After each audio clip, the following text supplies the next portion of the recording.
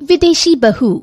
आज विमला बहुत खुश है क्योंकि उसका बेटा ऑस्ट्रेलिया से आने वाला है। विमला अपने बेटे राज के लिए पसंदीदा खाना बनाती है, जिसे देख उसके पति कमल भी खुश होते हैं। क्या बात है विमला, बड़ी अच्छी खुशबू आ रही है। आप जानते नहीं क्या, मेरा बेटा राज ऑस्ट्रेलिया से 2 साल बाद आ रहा है।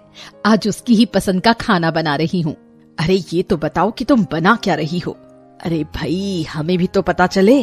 मैं अपने बेटे के लिए बैंगन का भरता, पुलाव, पालक पनीर, मेथी की पूरी, बूंदी रायता, रसगुल्ले, खीर सब बना रही हूँ। अरे संभल कर, कहीं खुशी में तुम बीमार ना हो जाओ। अजीब बीमार हो मेरे दुश्मन, मैं तो अपने लड़के के लिए कुछ भी कर सकती हूँ। अब आसपास ये बात फैल चुकी थी कि विमला का बेटा राज आने वाला है। अरे बधाई हो विमला, सुना है तुम्हारा बेटा विदेश से आ रहा है। अच्छा लगा ये सुनकर। कमला सही सुना है, मैं तो बहुत खुश हूँ। बस 2 घंटे में मेरा बेटा पहुँच जाएगा। कहीं उसके आने की खुशी में मैं कुछ भूल न जाऊं। अरे घबराओ नहीं, कुछ भी नहीं होगा। अब तो तुम अपनी बहू ले आओ तो थोड़ा आराम मिल जाएगा। अरे हाँ, मैं तो अपने पसंद की बहू लाऊंगी, बिल्कुल अपने जैसी। 2 घंटे बाद सभी बेसब्री से इंतजार करने लगते हैं। विमला भी घर के अंदर बाहर चक्कर लगाने लगती है। जैसे ही घर के सामने एक कार आकर रुकती है, उस कार से बेटा राज उतरता है, साथ ही एक विदेशी लड़की भी उतरती है। देखो माँ, मैं आ गया, अब तो खुश हो ना? हाँ बेटा, कब से तेरा इंतजार कर रही थी, बड़ी देर कर दी आने में। अरे भाई, सारी बात यहीं करोगी या अंदर भी चलोगी? बेटे को कम से कम अंदर तो ले चलो, बातें तो तुम करती ही रहना। अरे बेटा ये तो बता, ये विदेशी लड़की कौन है और तेरे साथ हमारे घर क्यों आई है? अरे विमला, अंदर आके पूछो जो भी पूछना है, बाहर ऐसी बातें करना शोभा नहीं देता है। माँ, इसका नाम जैस्मीन है और ये आपकी बहू है। मैंने आप लोगों को कुछ भी नहीं बताया क्योंकि मैं आप दोनों को सरप्राइज देना चाहता था। विमला को काटो तो खून नहीं, उसे तो कुछ समझ में नहीं आ रहा था। सारे अरमान धरे के धरे रह गए। गुस्से से पैर पटकती हुई वो अंदर आ गई। पीछे पीछे राज भी आ जाता है। माँ, मेरी बात तो सुनो। जैस्मीन और मैं एक साथ जॉब करते हैं। हम एक दूसरे को पसंद करते थे और 1 महीने पहले ही हमने शादी कर ली है। पर बेटा, तुमने हमें बताना जरूरी भी नहीं समझा। हम तो खुश थे कि हम अपनी मर्जी से तुम्हारी शादी करेंगे और तुम तो 2 कदम आगे निकल गए हो। तुझे भी विदेशी लड़की मिली शादी करने के लिए। इसे तो हमारी परंपरा संस्कृति के बारे में कुछ भी नहीं पता होगा। माँ, आप हो ना इसे सब समझाने के लिए। जैस्मीन जल्दी से सब सीख जाएगी। Yes mom, I am sorry, please forgive अस। ये किटपिट मत बोल और जा यहाँ से। वो पूरा दिन बहुत तनाव भरा रहा। जैस्मीन सारा काम सीखने की कोशिश कर रही थी, पर कोई गलती हो ही जाती थी।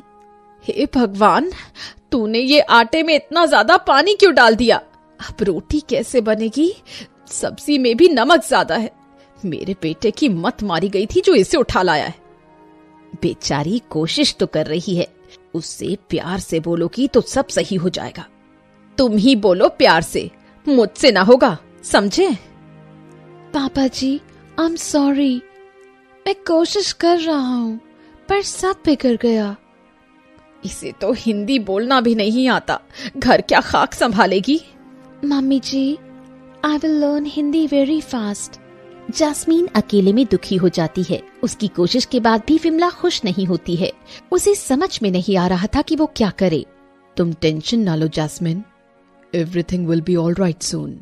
एक दिन राज कुछ काम से बाहर जाता है कि तभी एक फोन से पता चलता है कि राज का एक्सीडेंट हो गया है और राज हॉस्पिटल में एडमिट है।